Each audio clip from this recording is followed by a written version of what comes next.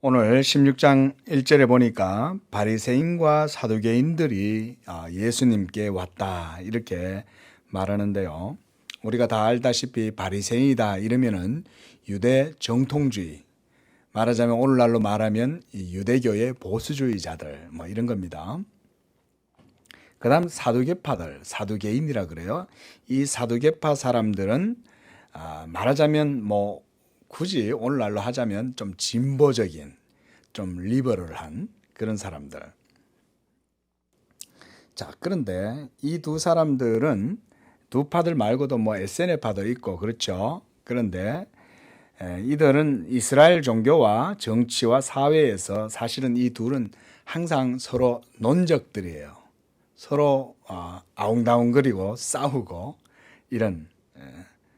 그런데 오늘은 어찌된 일인지 이 두 파가 똑같이 예수님한테 와가지고 예수님을 시험을 하고 있습니다. 보니까 1절에 보니까 바리새인과 사두개인들이 예수를 시험하여 이렇게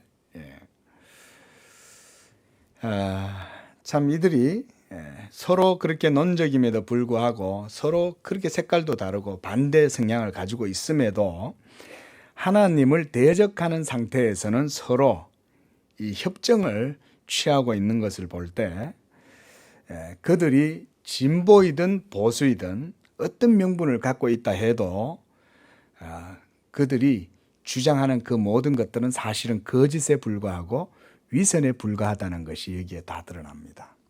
우리가요 어느 한쪽에 기우는 거 조심해야 됩니다. 특히 교회 같은 데서는요, 여러분 정치 같은 거, 성도 개개인의 어떤 정치적인 어떤 그런 의견이나 생각 이런 거는 여러분 가질 수가 있어요. 그런데 교회 내에서는 조심해야 돼요. 자칫 그거 얘기하다가 그리스도의 몸의 정신만 분열시키면 이거는 아무런 덕이 안 되는 거예요.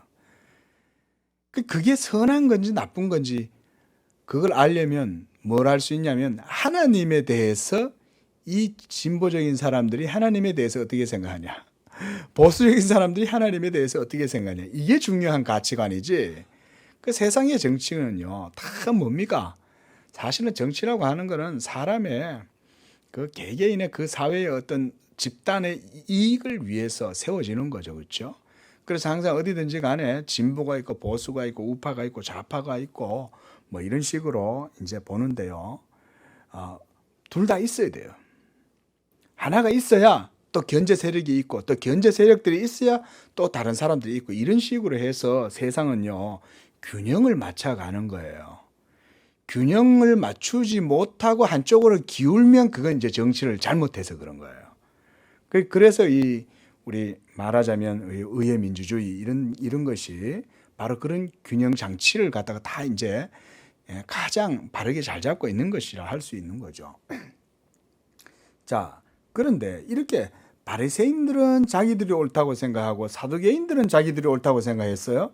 그런데 실제로 자기들이 옳다고 생각했던 그 모든 가르침이나 교훈들은 다 가짜였어요. 어디서 그게 드러났어요? 예수님을 딱 앞에 세워놓고 그 앞에 서니까 다 가짜로 들통나는 거예요. 여러분 이게 복음입니다. 그러니까 교회에서는요 정치에 대한 색깔을 교회 와서는 드러내는 것을 아주 조심해야 돼요. 특히 목사 같은 경우는 사실은 더 그래요. 왜냐하면 하나님 말씀을 전하는, 예수님에 대해서 전하는 사람이잖아요. 그러니까 이 정치색을 어떻게 하나 저쪽으로만 쭉 쏠려가지고 거기에만 얘기하면 이게 이제 안 그런 사람들이 이게 상처를 받잖아요. 이건 진리도 아닌 거예요. 그렇죠?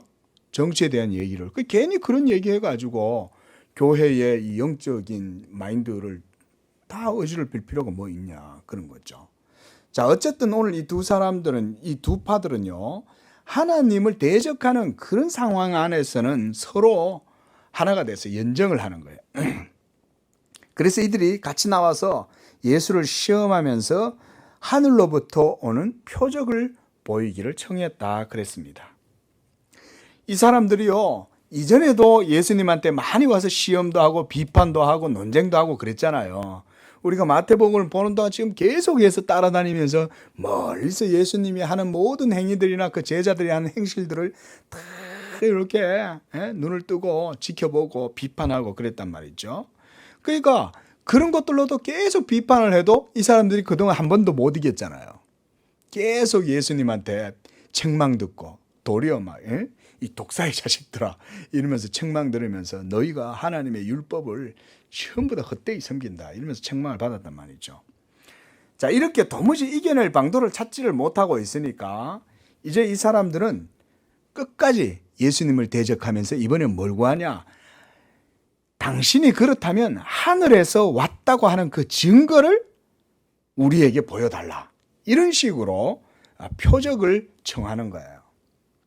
물론 예수님의 모든 일들에는 표적이 나타날 때가 많이 있습니다. 예수님 표적 보여주실 수도 있겠죠. 그런데 지금은 안 보여주시는 거예요. 왜냐하면 그들이 악한 마음으로 요구하니까 안 보여주시죠. 지금까지 여러분 예수님께서 행하신 그 기적들이 적어가지고 그것으로는 도무지 예수님의 신성이나 예수님의 영광을 인정하지 못하겠거든. 그래서 그 표적을 보여달라고 하는 것인가? 그렇지 않죠. 우리가 지금 마태복음을 계속 보면서 예수님의 능력과 이 기적들을 많이 봤잖아요. 그것만으로도 충분하죠. 5병이요 7병이요 갖가지 하나님의 능력이 다 나타나서 이거는 도무지 뭐 어떤 선지자도 할 수 없었던 능력을 예수님이 다 행하시잖아요. 그뿐만 아니죠. 예수님이 하신 모든 가르침의 내용은 율법 학사들이 가르치는, 서기관들이 가르치는 그런 사람들의 교훈보다 훨씬 더 권세가 있고 그 가르침의 위엄이 엄청나게 대단한 거였죠. 그런 걸 보면 충분히 예수님을 믿을 수 있는데도 불구하고 그들은 지금 예수님한테 끝까지 대들면서 시험하면서 당신이 그럼 하나님의 아들이거든, 그리고 하나님의 사람이거든, 그 표적을 보여달라. 여러분, 하나님의 말씀을 믿지 않으면요 어떤 기적을 보아도 믿지 않는 이유를 우리가 여기서 볼 수가 있어요. 그래서 말하기를 원래 그들은 주님을 믿고 싶어 하지 않았던 것이고, 또한 그들이 주님을 믿지 않았던 이유는 율법에 대한 바른 경외심과 하나님에 대한 사랑이 결핍되어 있었기 때문이라는 거예요. 일전에도 그런 말씀 드렸죠. 우리가 율법에 대해서요. 자, 유대인들은 율법을 가지고 있었습니다. 특히 바리새인들과 서기관들, 그리고 오늘 여기 있는 사두개파들, 이 사람들 모두 다 율법하고 다 아주 가까운 사람들이에요. 그런데 그들이 율법을 바르게 믿었다면 예수께서 그리스도시고 그의 모든 가르치시는 것이 하나님의 말씀과 일치하는 것이고, 또한 그가 행하시는 모든 선한 행위들, 기적들과 모든 능력들이 바로 선한 거잖아요. 죄인들을 살리고 죄인들에게 먹을 것을 주고 가난하고 굶주린 자들을 주님이 돌보고, 이런 모든 내용들이 전부 다 하나님의 율법과 일치하는 거잖아요. 여러분, 예수님의 일평생 동안 예수님은 하나님의 율법의 계명을 쫓아서 준행하면서 살았습니다. 어떤 분들은 예수님이 율법을 지켰다 이러니까 그걸 되게 이상하게 생각하는데 그게 아니에요. 그분들은 성경을 잘 몰라요. 여러분, 예수님은 율법 아래에서 나셨다 그랬어요. 성경에 보면 율법 아래에서 나셨다는 얘기는 뭡니까? 율법 위에 있다는 거예요? 아래에 있다는 거예요? 아래에 있다는 거잖아요. 아래에 있다는 말은 무슨 의미냐? 그 율법의 계명에 순종하시면서 받들고 섬겼다 이 말이에요. 율법 아래에 있으니까. 율법 위에 있는 사람이 섬기겠습니까? 그렇죠? 율법 아래에 있으면 율법 아래에서 하나님을 섬겼다 이 말이에요. 율법으로. 왜냐? 여러분, 그것은 바로 우리의 의를 위해서 그렇게 하신 거예요. 이것에 대해서 이상하게 생각하는 분들이 있는데 여러분, 그 성경을 깊이 있게 잘 모르는 겁니다. 자, 여러분, 이것은요 또한 오늘날도 마찬가지입니다. 하나님의 기록된 말씀인 성경을 통해서 우리가 믿음의 증거를 취하지 않는다면 그 누구도 다른 어떤 것으로부터 예수님에 대한 이 증거를 얻을 수가 없어요. 오직 하나님의 진리는 기록된 하나님의 말씀인 성경에서만 취할 수 있어요. 그래서 이걸 우리가 믿음의 증거다 이렇게 말해요. 따라해봅니다. 믿음의 증거. 예, 이 믿음의 증거라는 말은요, 기록된 하나님의 말씀에서 증거를 취한다 이 말입니다. 그러니까 믿음의 증거라는 것은 내가 믿었으니 거기에서 증거가 있다 이 말이 아니에요. 잘 생각하셔야 됩니다. 내가 믿어가지고 거기서 증거를 취한다 이 말이 아니라 내가 믿을 때 하나님의 말씀을 믿고 그래서 그 하나님의 말씀이 진실되고 참되고 객관적이다. 그것에 대한 확실한 증거를 믿음으로 취한다 그래서 그걸 믿음의 증거라고 그러는 거예요. 그러니까 여러분 성경 속에 진리가 없습니까? 아니죠. 성경 그 자체가 우리가 자정성을 가지고 있다 이렇게 말해요. 자정성. 성경 그 자체가 증거한다 이 말이에요. 그러므로 우리가 성경을 통해서 믿음의 증거를 취하지 않는다면 다른 어디에서도 우리가 객관적인 진리에 대한 그 확실함, 이 확실함을 얻을 수가 없어요. 그 유대인들은 지금 표적을 요구하고 있잖아요. 그런데 그들에게 예수님을 믿을 만한 증거가 있었을까요? 없었을까요? 많았죠. 그 중에서 가장 뚜렷한 증거가 뭐였겠습니까? 율법이었죠. 율법이 바로 예수 그리스도에 대해서 얘기하는 거잖아요. 그렇죠? 너희가 성경을 상고하고 성경을 통해서 영생을 얻는 줄 알고 상고하거니와 이 기록된 말씀이 누구를 말하는 거예요? 예수님을 말하는 거다 그랬잖아요. 그러니까 여러분 유대인들이 하나님에 대한 바른 경외심과 사랑을 갖고 온전한 신앙을 가지고 있었으면 유대인들은 예수님을 배척하지 않았어요. 그러니까 이미 예수님이 왔을 때 이 유대인들은 철저하게 율법 앞에서 위선과 가식과 완전히 그 전통에 쩔어가지고 본질은 다 버려버리고 전통만 그러니까 껍데기만 붙들고 있는 거예요. 그런 신앙의 상태가 예수님 당시의 유대인들이었다. 자, 그때 예수님께서 말씀합니다. 너희가 저녁에 하늘이 붉으면 다음 날 날이 좋겠다 하고 아침에 하늘이 붉고 흐리면 오늘은 날이 굳겠다 이렇게 말하는데 이거 이제 말하자면 일기예보, 기상을 보고 이제 예측을 한다는 거예요. 너희가 날씨는 그런 것을 보고 분별할 줄도 알면서 어찌 시대의 표적은 분별할 수 없느냐. 여기서 여러분 이 시대의 표적이라고 하는 것은 다름 아닙니다. 예수 그리스도가 행하시는 그 모든 사역과 가르침이 바로 시대의 표적입니다. 그리고 세례 요한도 얘기해 줬죠. 그렇죠? 여기에 그래 따지면 넓게는 세례 요한까지 다 포함되는 거예요. 세례 요한도 내 뒤에 오시는 이는 하나님의 아들이고 하나님의 어린 양이다 얘기를 했고 예수님도 공생애를 사시면서 모든 사역을 통해서 자신이 하나님의 아들 되신다는 것에 대해서 계속 보여주었잖아요. 온갖 능력뿐만 아니라 가르침을 통해서도. 근데 그들은 그런 것을 보고도 깨달을 수가 없었던 거예요. 그러니까 너희가 시대의 표적은 분별할 수 없냐 이렇게 말씀하는 겁니다. 자, 그들이 이렇게 영적인 진리에 대해서 인식하지 못하는 이유는 그들이 땅에 속한 사람들이 육의 사람들이었기 때문에 그렇습니다. 덧없는 일에 너무나 집착되어서 하늘의 신령한 그런 생명에 관한 것을 그들이 무시했기 때문에 이러한 영적인 표적, 시대의 표적 이런 것을 분별할 수 있는 눈이 없었다 그들에게. 그래서 4절 말씀에 악하고 음란한 세대가 표적을 구하나 이렇게 말합니다. 여러분, 자, 악하고 음란한 세대가 표적을 구한다. 이 말에서 이거 뭐냐면 완전히 육에 찌든 사람들은 이런 것만 구한다 이 말이에요. 한마디로. 그래서 그들이 어떤 표적도 받아들이지 않고 마침내는 하나님을 시험하려고 하는, 예수를 시험하려고 하는 그런 그릇된 충동에 지금 사로잡혀 있다고 지금 말씀하시는 거예요.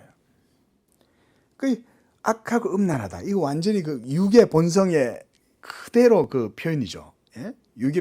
육의 본성의 속성 자체가 이렇게 악하고 음란하죠. 그러니까 이 말은 뭐냐면 그만큼 하나님을 경외하지 않고 하나님을 믿지 않았다 이 말인 거예요. 그들이.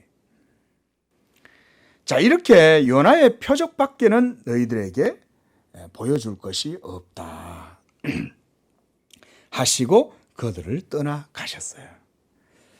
자, 여기서 이 요나의 표적이 뭐냐? 이건 이제 우리가 요나서를 보면 요나가 이제 하나님의 그 니느웨에 가서 심판의 말씀을 선포해라 이렇게 이제 요나 선지자에게 얘기했더니 요나 선지자가 이 니느웨에 가서 하나님 말씀 전하기가 싫은 거예요.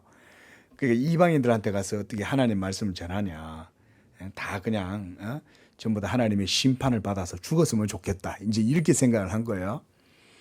그런데 이제 그가 하나님의 명령을 어기고 이제 그가 배를 타고 이제 하나님 눈을 피해가 도망가다가 하나님이 풍랑을 일으키셔 가지고 이제 그로 하여금 이제 바다에 던지죠.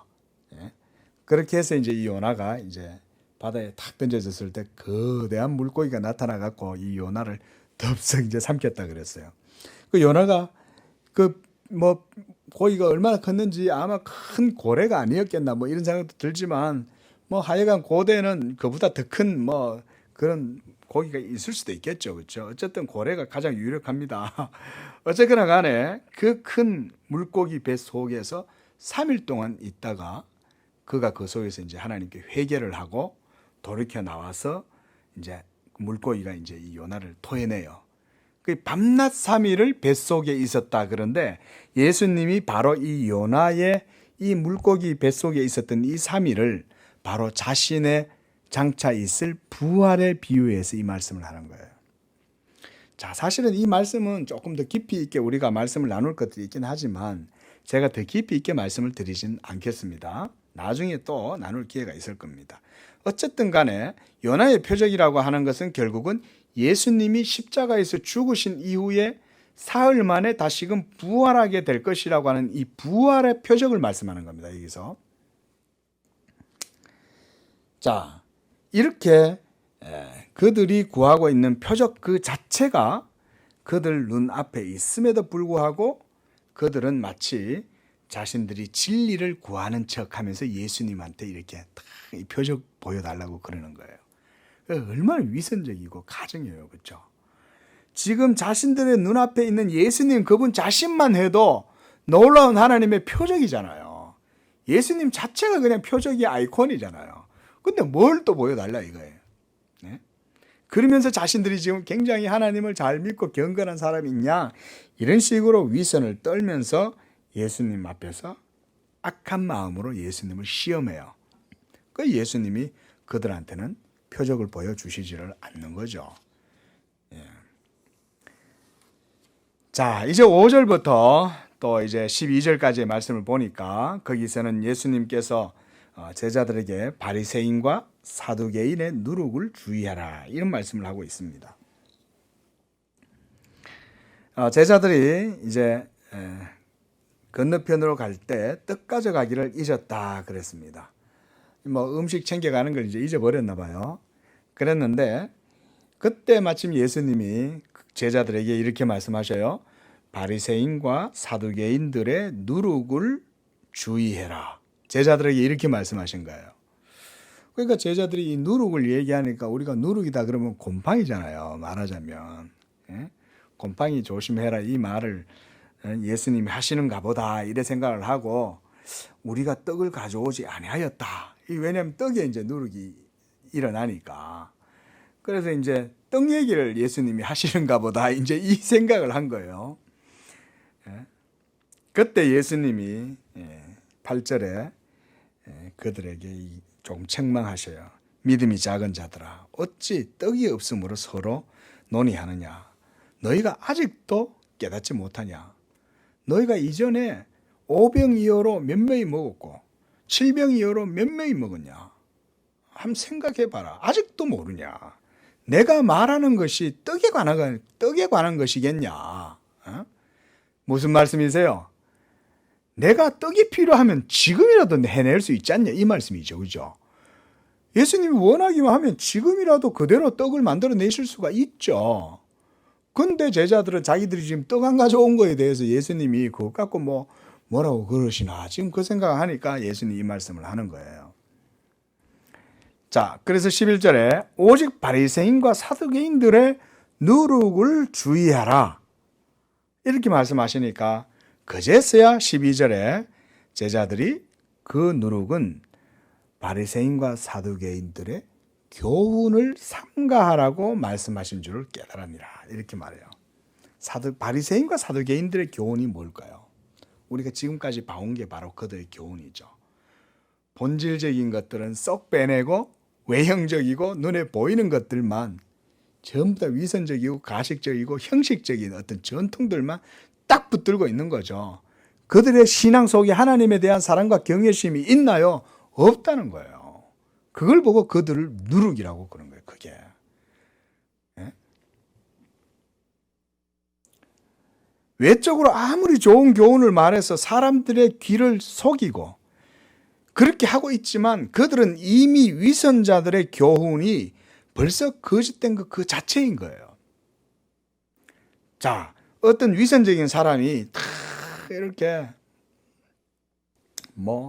자기를 아름답게 포장을 해서 대중들을 막 이렇게 어필하고 자기 자신을 참 이렇게 좋은 사람으로 드러내지만 이미 그 사람 속에는 뭐가 있어요? 거짓이 있죠. 이미 그런 교훈, 바리새인들의 그 모든 거짓된 교훈 자체가 벌써 위선이고 거짓인 거예요.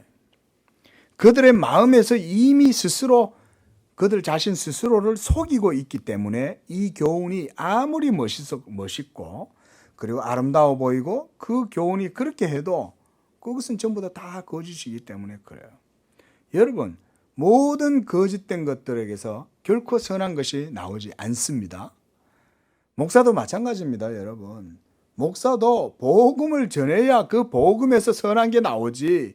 목사가 복음을 안 전하고 온갖 무슨 도덕적인 거, 세상 사는 얘기, 자기 무용담 얘기하고 무슨 세상에서 이렇게 하면 좋은 얘기 사람들 귀에 솔깃하게 막 자극시켜주는 그런 얘기 아무리 많이 해도 거기에는 열매가 안 맺혀요. 왜냐하면 여러분 그 속에는 이미 거짓이 가득하기 때문에 그래요. 여러분 도덕적으로 아무리 선한 얘기 해보세요. 목사 자신도 죄인인데 무슨 도덕적인 얘기를 아무리 한들 그게 어떻게 성도들한테 가마를 미쳐요. 그렇잖아요. 바리새인과 사두개인들이 똑같잖아요. 바리새인과 사두개인들은 이미 자신들 속에 온갖 예수님에 대한 시험과 불신과 거짓된 위선들이 가득한데 그런 사람들이 어떤 백성들한테 하나님 말씀 가르친다고 율법을 가르치면 그것이 그 사람들한테 그게 열매를 맺을 수 있겠냐 이거예요. 거짓된 것에서 거짓된 것밖에 안 나오죠. 여러분 우리는 오직 예수 그리스도의 복음만이 참된 줄로 믿습니다. 여러분 목사 자신의 말도 참이 아니에요. 목사가 복음을 전할 때 그게 참이에요. 그 목사들은 복음 전하는 거에 그래서 가장 거기에 천착을 해야 되는 거죠. 그래서 여러분 이 거짓된 교훈은요, 희한하게 여러분 이상하게 거짓된 교훈은 거짓된 사람들의 마음과 통해요. 이게. 그래서 거짓 교사가 거짓 교훈을 말하면 마음이 거짓되고 부패한 사람들이 그 사람들을 좋아해요. 희한하죠? 예? 그래서 이단에 빠지는 거예요. 이단에 빠지는 사람들은 이단 교주가 나쁜 것도 있지만 이단 교주와 함께 비슷한 영을 가졌으니까 그걸로 끌려가는 거예요. 이미 마음속에 동일한 이 육적인 본성을 가지고 있는 거예요. 기질을. 이미 당시 유대 종교 지도자들과 바리새인들 그리고 이 사두개인들에 의해서 이 거짓된 교리를 섞어가지고 그 시대 사람들에게 이미 가르치는 게 완전히 만연해 있었기 때문에 건전하고 온전한 것이라고 하는 것을 전혀 찾아보기가 어려웠어요. 아주 간혹 가다가 희박하게 정말 진짜 정말 천연기념물 같은 사람들이 가끔은 한 명씩 있었죠. 하나님이 남겨두신 사람. 그리고 유대인들은 결국 새로운 형태의 이스라엘 종교를 백성들에게 전하려고 했기 때문에 주님은 그들의 누룩을 조심해라 이렇게 말하는 거예요. 자, 우리가 사도행전도 보고 있죠. 요즘 사도행전에도 어때요? 끝까지 이들이 예수 복음 전하는 사람들을 잡으러 쫓아다니죠. 회방하고 끝까지 그러잖아요. 그리고요, 여러분, 우리가 이런 이제 여러분 거짓된 잘못된 종교적 열심을 가지고 이렇게 하는 사람들이요, 이 세상 끝날까지 있게 될 것을 우리가 잊으면 안 됩니다. 그리고 성경에는요, 많은 거짓 선지자가 항상 어느 시대 구간에 많이 일어난다고 말했습니다.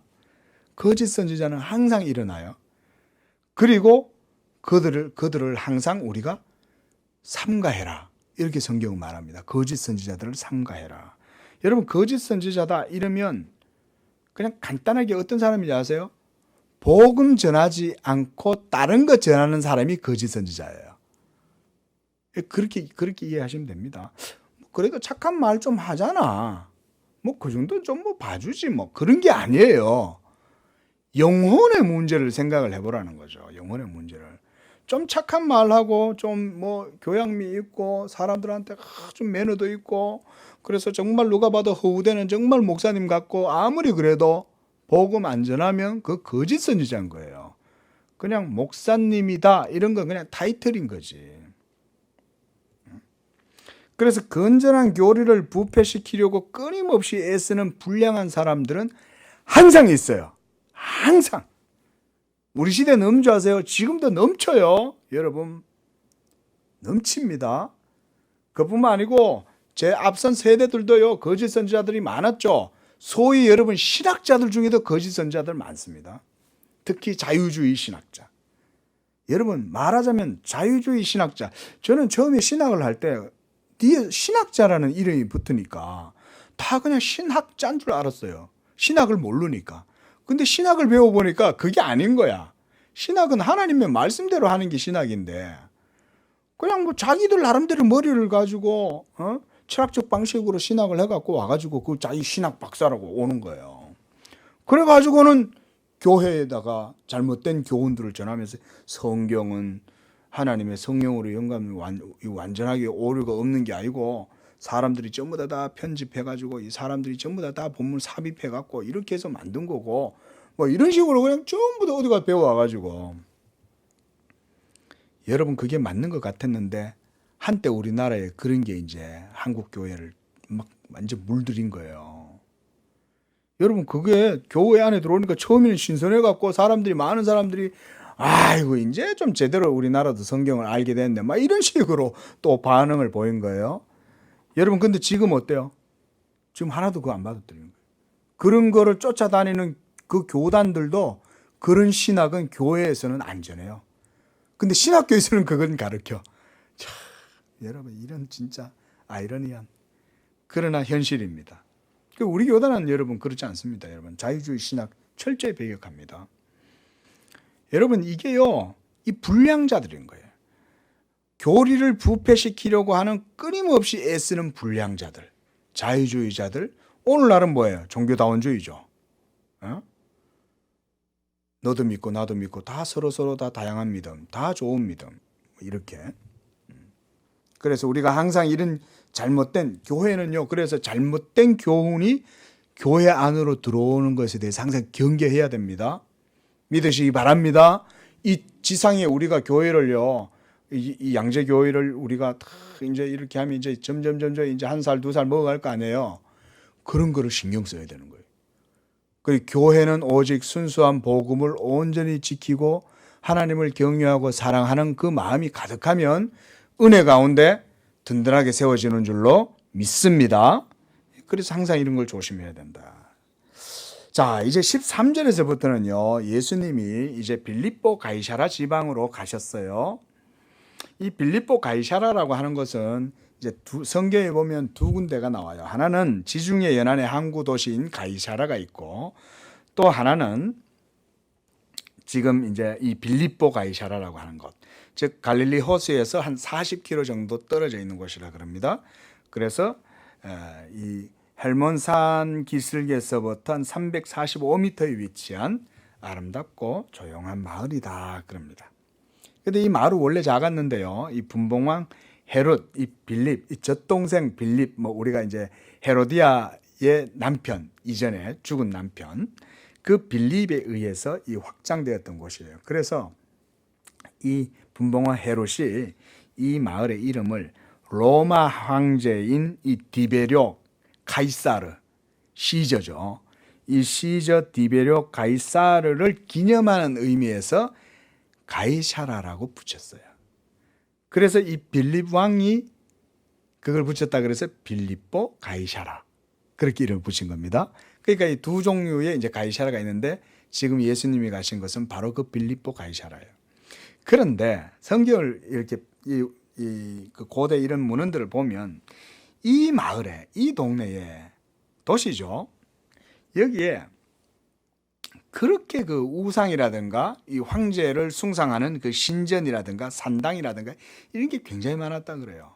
우리가 고대의 바알 신전, 그 다음에 헬라인들이 섬겼던 그런 어떤 판이라고 하는 그 산당, 그 다음에 황제의 산당, 이런 여러 가지 우상과 거짓된 신과 미신으로 가득한 동네가 바로 이 빌립보 가이사라예요.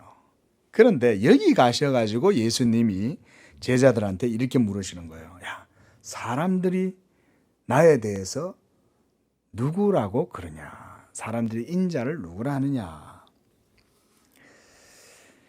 자, 이렇게 여러분, 예수님이 이런 질문을 하신 이유는 1차적으로 제자들에게 예수님 자신에 대한 바른 믿음을 세워주기 위해서 이 질문을 했다고 우리가 볼 수가 있습니다.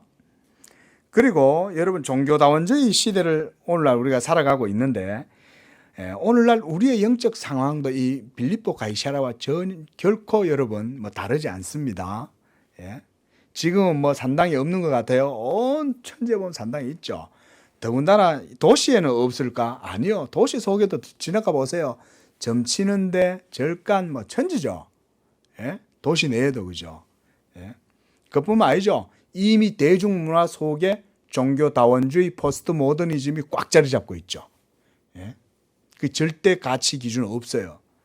모든 것들은 다 상대적이고 주관적이고, 그래서 내가 믿는 게 그게 옳은 거고, 네가 믿으면 너도 그게 옳은 거고, 다 서로 다 옳다 이런 거예요.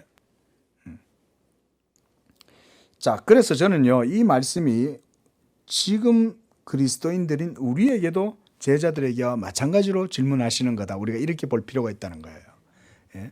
여러분들은 예수님을 누구라 하느냐? 그 얘기인 거죠. 자, 14절에 예수님에 대한 여러 가지 답변들이 많이 있었습니다. 세례 요한, 어떤 사람은 엘리야, 어떤 사람은 예레미야, 어떤 사람은 선지자 중에 하나라 하나이다. 그 예수님이 제자들한테 묻는 거예요. 너희는 나를 그러면 누구라고 하느냐? 이런 물으신 거죠. 그 예수님의 이 질문의 의도가 분명한 거죠, 그죠? 그 결국은 제자들의 믿음을 분명하게 세워주려고 그러는 거예요. 그때 이 시몬 베드로가 저요 하면서 이제 가장 먼저 대답을 합니다. 주는 그리스도시요 살아계신 하나님의 아들이시니이다. 우리 다시 한번 16절 함께 읽어보겠습니다. 시작.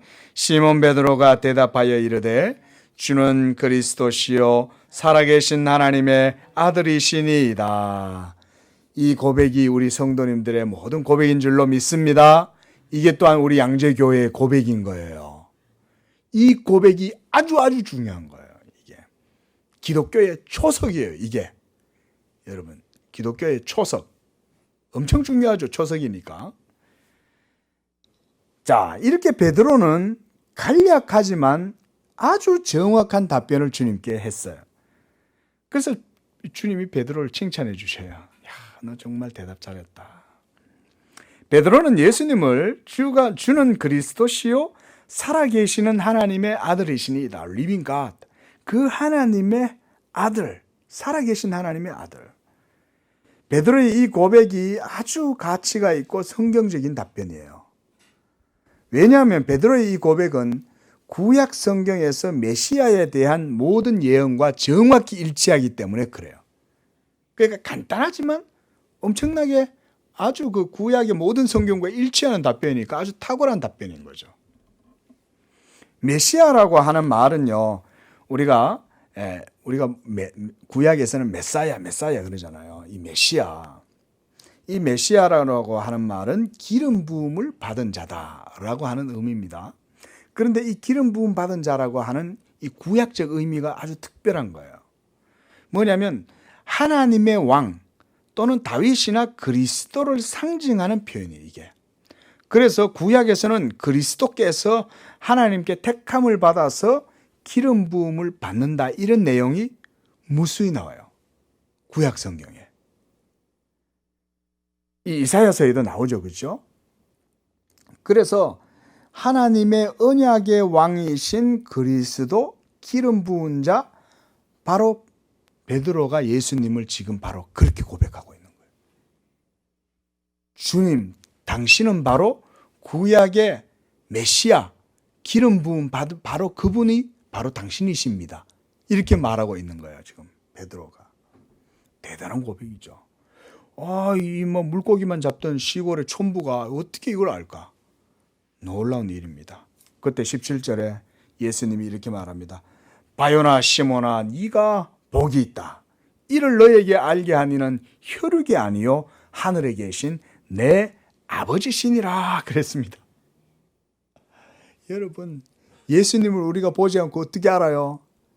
우리가 보이지 않는 예수님을 어떻게 사랑하고 존경하고 그분을 흠모하고 그분을 본받으려고 노력하냐 이거예요. 알아야 믿죠. 어떻게 알게 되냐 이거예요. 알게 하시는 이는 바로 하늘에 계신 예수 그리스도의 아버지, 곧 성부 하나님이신 줄로 믿습니다. 여러분, 모든 구원의 기원은요, 하나님 아버지께로부터 나옵니다. 하나님 아버지께서 창세전에 택하신 백성들을 예수님에게 주시는 거예요. 그리고 예수님은 영원전부터 하나님 아버지께서 자기에게 주신 자들을 알아요. 그리고 이 세상에 동정녀 마리아의 몸을 통해서 이 세상에 오실 때는 그 택하신 백성들을 위하여 이 세상에 오신 거예요.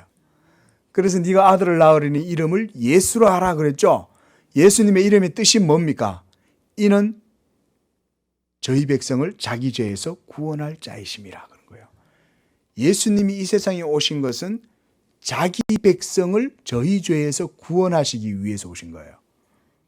기억하시기 바랍니다. 중요한 겁니다. 자기 백성이란 예수님의 백성을 얘기하는 거예요. 무슨 말이냐면 하나님 아버지께서 영원전에 아들이신 예수님께 주신 백성, 한 백성이 있다 이거예요. 이들을 우리가 하나님의 택한 백성이라고 그러는 거예요. 이 택한 백성들의 모든 죄에서 그들을 구원하시기 위해서 예수가 오셨다는 거예요. 이와 같이 여러분, 구원은 하나님 아버지께로부터 시작됩니다. 그리고 아들이 그 구원을 이루셔요. 그리고 성령께서는 아들이 이루신 그 구원을 택하신 백성들에게 적용시켜줘요. 이것이 삼위일체 하나님의 구원입니다. 이렇게 여러분, 예수님을 정확하게 아는 사람, 그가 바로 복된 사람이다. 그래서 예수님은 베드로에게 야, 바요나 시몬아, 네가 복이 있다. 여러분, 시편 1편에서 복 있는 사람은 누굴까요? 바로 이 사람이에요. 예수 그리스도를 아는 사람, 하나님의 언약의 사람을 복 있는 사람이다, 이렇게 말합니다. 그래서요, 여러분, 그리스도에 대한 이러한 바른 고백을 할 수 있는 것은 오로지 하나님의 자비와 은총을 입은 자들이기 때문에 그게 가능한 겁니다. 그래서 주님은 이를 너에게 알게 한 이는 혈육이 아니다. 사람이 가르쳐 주는 게 아니라는 거예요. 혈육이 아니라는 말은. 철학자가 가르쳐 주는 것도 아니고 소크라테스나 노노나 공자에서 알 수 있는 게 아니라는 거예요. 노자의 도덕경을 본다고 예수님을 아는 게 아니에요. 도덕경 읽어보면 대단한 책입니다, 여러분. 제가 한번 예전에 읽어본 적이 있어요. 근데 도덕경 안에 보면요, 정말 놀랍게 무릎을 탁 칠 만한 대단한 말들이 많이 있습니다. 어떻게 이렇게까지 노자가 이렇게 깊이 있게까지 사물을 이해했을까?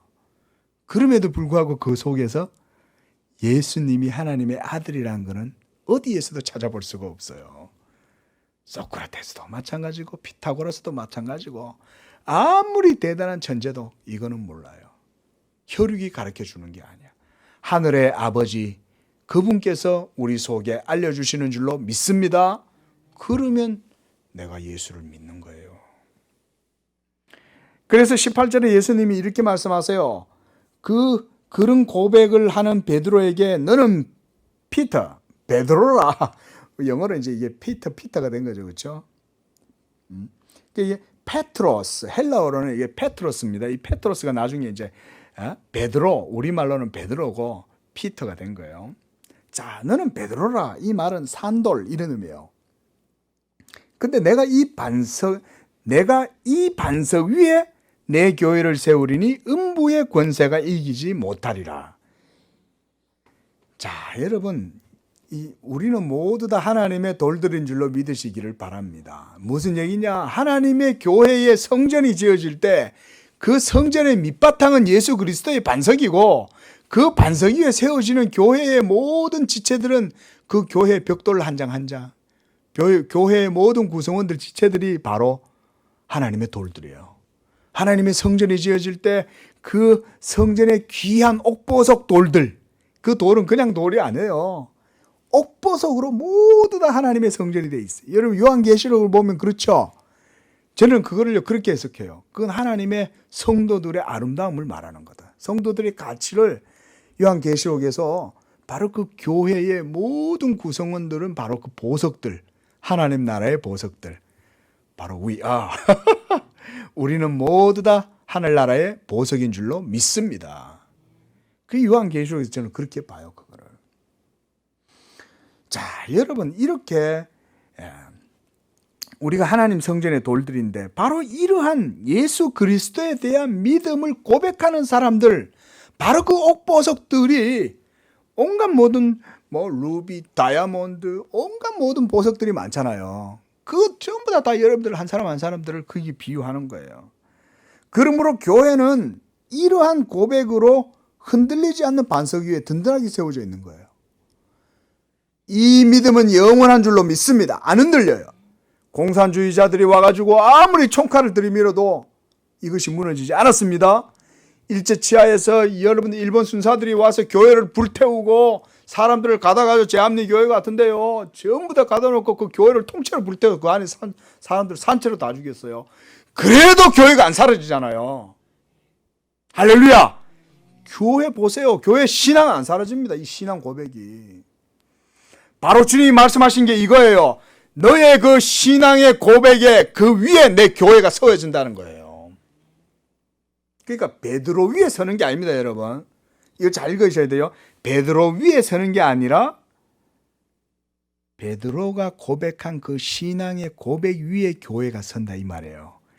주는 그리스도시요 살아계신 하나님의 아들이십니다 라고 하는 이 믿음의 고백 위에 우리 양재교회도 서 있는 줄로 믿습니다. 이런 말씀 읽으면 이제 신나요. 우리는 부족해도 그래도 이런 놀라운 신앙 고백 위에 서 있잖아요. 예? 이 위에 하나님이 복 주시기를 바랍니다. 기도하십시다. 그래서 교회는 예수 그리스도의 복음 위에 서 있기 때문에 심지어 일본 순사들의 칼날과 핍박뿐만 아니고 공산주의자들이 와가지고 총뿌리를 이마에 갖다 대도 그거보다 더 큰 지옥의 권세도 교회를 무너뜨리지 못한다고 주님이 말씀해요. 이거 한번 다시 한번 보세요. 마지막에 이 고백 위에 내 교회를 세우리니 음부의 권세, 지옥의 권세도 교회를 무너뜨리지 못한다. 여러분, 사망보다 더 큰 게 지옥이죠. 그 지옥도 이 교회는 감당하지 못한다는 거예요. 그리스도 안에서 연합하고 그를 그리스도와 중보자로 인식하는 바로 그 성도들은 세상 끝날까지 하나님께서 모든 해악으로부터 보호하십니다. 믿으시기 바랍니다, 여러분. 여기서 해악이라는 게 여러분들한테 여러 가지 어려운 이 세상에 살다 보면 겪게 되는 그런 문제가 안 일어날 것이다, 그런 얘기가 아니에요. 그 속에서도 여러분들의 신앙의 고백이 결코 헛되다는 것을 하나님께서 헛된 것으로 여기지 않는다는 거예요. 헛된 대로 그걸 돌리지 않겠다는 거예요. 온갖 모든 위협과 온갖 모든 연약함과 이 세상의 온갖 모든 슬픔들과 아픔들이 우리를 닥쳐와도 그러나 여러분들의 그 믿음은 지옥도 흔들 수 없는 든든한 믿음, 바로 굳게 붙들어 주신다. 그래서요, 여러분, 이 교회가 항상 공격받는다고 주님이 말씀하는 거예요. 보세요. 음부의 권세가 이기지 못하리라는 말은 역으로 생각하면 뭐예요? 항상 음부의 권세가 어떻게 한다는 거예요? 공격한다는 얘기잖아요. 공격을 해오니까 이거 이기지를 못한, 공격을 해와도 그것들이 이기지 못한다고 말씀하는 거예요. 그래서 항상 사탄이요, 쉬지 않고 이 음부의 권세를 이용해서 공격합니다. 교회는 공격해요, 여러분. 공격합니다. 그래서 세상을 이긴 이김은 이것이니, 이렇게 사도 요한도 말씀을 합니다. 자, 이제 19절에서부터 주님은 또 독특한 말씀을 하세요. 이것도 조금 어려운 말씀 중에 하나예요. 19절에 내가 천국 열쇠를 내게 주리니 네가 땅에서 무엇이든지 매면 하늘에서도 매일 것이요 네가 땅에서 무엇이든지 풀면 하늘에서도 풀리리라 하시고, 이렇게. 자, 여러분, 이 생명의 문, 이 구원의 문은 하나님의 말씀에 의해서만 우리에게 열려집니다. 생명의 문, 구원의 문은. 그러므로 이 열쇠는 말씀의 사역자들의 손에 쥐어져 있다고 주님이 지금 말씀하시는 거예요. 그래서 네가 땅에서 무엇이든지 매면 하늘에서 풀리고, 묶으면 하늘에서도 묶이고, 풀면 하늘에서도 풀리고, 그 얘기예요. 근데 이걸 누구한테 줘요? 베드로한테 예수님이 주신다 그러잖아요. 내가 천국 열쇠를 내게 주리니. 그래, 이 말씀을 로마 카톨릭이 오해를 해갖고 자기들은 이 베드로의 후계자고 모든 교황들은 다 베드로의 후계자들로 그렇게 얘기하면서 그 로마 교황들이 바로 이 천국의 열쇠를 하나님께 받았다, 이런 식으로 해석을 하는 거예요. 예? 여러분, 그래서 이 베드로라는 인물을 기초로 해서 교회를 세운 게 로마 교회라고 생각을 하면서, 예? 이렇게 말하지만 여러분, 여기서 예수님이 하시는 말씀은 뭐냐? 베드로 위에 교회를 세운다 말이 아니죠. 잘 보세요. 우리가 좀 전에 18절에, 그렇죠? 베드로 위에 교회를 세우겠다는 게 아니라 베드로가 한 바로 그 신앙의 고백 위에 세우겠다는 거예요. 예수 그리스도를 믿는 믿음, 곧 복음의 말씀 위에 교회를 세우겠다, 이 말인 거예요. 이걸 뭐 저들 마음대로 짜의적으로 해석을 해갖고 지금까지도 저러고 있는 거예요. 여러분, 교황이 이렇게 큰 권세를 가지니까요, 어때요? 한국 땅에 딱 비행기 타고 내려가지고 땅에다가 키스를 하잖아요. 그 땅에다가 여러분 그 뽀뽀하는 게요, 그게요 얼마나 교만한 행위인지 아세요? 자기가 이런 권세를 가졌다고 생각해서 뽀뽀하는 거예요, 땅에다가. 예? 그 여러분 그냥 아무 의미 없는 종교 의식이 아니에요. 자기에게 이런 천국의 열쇠를 가졌다는 식으로 상상을 하니까 그렇게 하는 거예요. 그게 잘못된 거죠. 개신교인들이 봤을 때는요, 그 완전 신성 모독인 거예요, 그거는. 로마 캐톨릭 사람들 그걸 되게 거룩하게 생각하잖아요. 왜냐하면 교황은 신의 대리자다, 이런 생각을 하니까. 불쌍한 거예요. 여러분, 하나님 말씀을 모르면 그렇게 됩니다. 로마 캐톨릭 사람들 너무 경건해 보인다고 여러분 좋아할 거 없어요. 전부 다 거짓된 거예요. 사실은 무지에 의한 경건이에요. 무지에 의한 경건은 하나님은 절대 안 받아주세요. 우리의 경건은 지식의 경건입니다. 자, 그 목사들은 뭐 하는 사람들이냐? 바로 이제 하나님 말씀을 전하는 사람들이 여러분 오늘날은 목사잖아요. 그렇죠? 그 목사가 하나님 말씀을 안 전하면 어디서도 여러분 복음 들을 수 없죠. 그렇잖아요. 누가 복음을 가르쳐줘요? 학교에서 가르쳐줍니까? 심지어 신대원에도 한번 가보세요. 신대원에서조차도 신학을 가르쳐주지. 예? 자, 이렇게 오늘날로 하면은 바로 이 바른 교사들, 목사들입니다. 그 목사가 이제 해당되는 거예요. 그래서 이 복음의 메인자들을 풀어주는 역할을 하는 것이 목사들이 어떻게 풀어주냐? 어떻게 풀어주냐? 목사가 풀어줍니까? 그렇죠.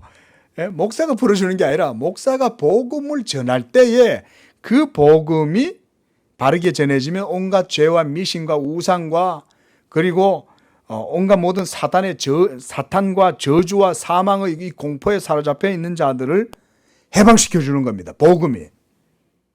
여러분, 바르게 복음이 전해지면요, 사람들 속에 제대로 된 정신이 들어가는 거예요. 그러면 사람들이요, 모든 미신적 두려움에서 벗어납니다. 예수 믿으면서 성령으로 거듭나고 그러면서 여러분 자유를 얻는 거예요. 자유를. 그래서 구원의 교리는 우리를 얽어매고 있는 모든 사슬들을 풀어주는 것이라고 주님이 지금 말씀하고 있는 거예요. 그게 바로 너희가 땅에서 무엇이든지 풀면 풀리고 하늘에서도 너희가 땅에서 매면 하늘에서도 매인다. 그 말이 복음 전하는 권세가 그만큼 대단하다 이거예요. 그것을 목사들한테 맡겨주신 거예요. 성도 여러분, 부족한 목사라도 기도 많이 해주시기 바랍니다. 뭘요? 오직 하나님의 말씀만 증거하는데 성령이 도우시고 역사해달라고. 그렇게. 자, 이제 마지막으로 시간이 좀 갔지만 우리가 마지막에 한 번 더 보겠습니다. 이 베드로의 고백이 있은 이후에 또 놀라운 급반전의 사건이 일어납니다. 21절에 주님은 장차 일어나게 될 하나님의 그리스도의 그 그리스도의 순환에 대해서 제자들에게 알려주십니다. 그래서 하나님의 나라는 세상의 권력이나 영광이나 부유함 이런 것 속에서 누리는 그런 기쁨이 아니라 치욕스러운 죽음으로 인해서 임하는 것인데, 이 예수님께서 이제 제자들에게 이것을 미리 알려주시지 않는다면 장차 예수님께서 앞으로 이제 유대인들에게 사로잡혀서 십자가에 못 박히고 고난을 당하고 이렇게 될 거 아니에요. 그렇게 됐을 때 제자들이 완전히 믿음을 다 잃어버리고 흩어져 버리고 완전히 실족해 버릴 가능성이 큰 거예요. 그러니까 예수님이 지금부터 미리 알려주는 거예요. 야, 얘들아, 내가 너희들이 이제 내가 주여 그리스도라고 그걸 고백하지. 그래, 맞아. 그런데 이제는 앞으로 내가 십자가에서 죽을 것에 대해서 내가 너희들에게 이제 말을 해야 되겠어. 이러면서 얘기를 하는데 그때 또 베드로가 이번에도 떨컥 또 나서가지고 그런 거예요. 주여, 그런 일이 주님께 결코 있어서는 안 되겠나이다. 이러면서 22절에 예수님을 붙들고 항변하여, 이렇게 예수님이 하는 말씀이 돼야 되는 거예요. 항변하여 주여 그리 마옵소서, 이 일이 결코 주께 미치지 못하리이다. 아니하리이다. 자, 로마 당시의 이 십자가형은요, 가장 치욕스럽고 가장 저주스러운 형벌이었죠. 그리고 오직 흉악한 범죄자들만 지게 되는 게 십자가예요. 그 베드로가 주님을 엄청 사랑하고 존경하는데 그런 주님이 그거 십자가를 진다? 말이 됩니까? 이 베드로 입장에서는 상식적으로 이게 받아들여지지가 않는 거예요. 그래서 여러분, 이 베드로가 주님을 막 말리니까 주님이 23절에 베드로한테 이렇게 말해요. 조금 전에는 보세요. 내가 이 반석 위에 내 교회를 세우리라 이러면서 베드로를 그만큼 칭찬을 해주셨다가 지금 와서는 또 뭐라 그래요? 베드로 보고 사탄아 이렇게 말하는 거예요. 자, 로마 교황청의 로마 교회 천주교 가톨릭의 논리로 할 것 같으면 그 앞에 있는 것만 받아들이면 안 되죠. 앞에서는 베드로를 교회 수장으로 그렇게 여기다가 이어 와서는 예수님이 베드로는 사탄이라고 그랬잖아요. 이거 어떻게 하냐 이거. 그러면 충돌되잖아요. 그렇죠? 예?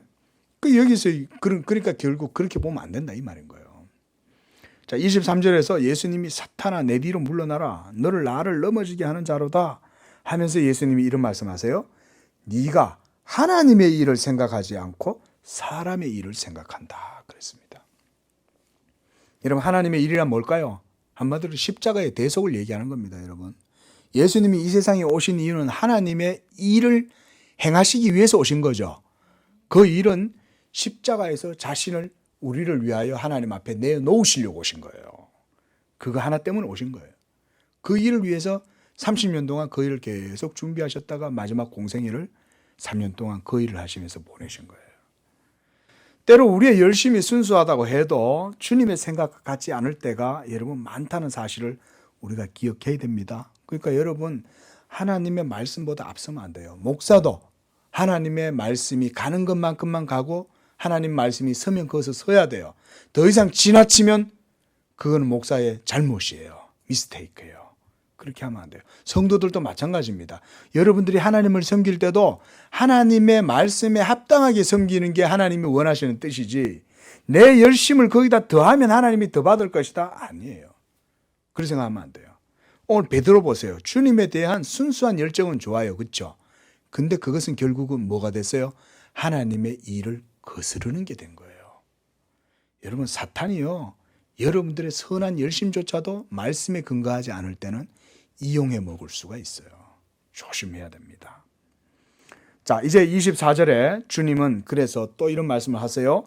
누구든지 나를 따라오려거든 자기를 부인하고 자기 십자가를 지고 나를 따라라.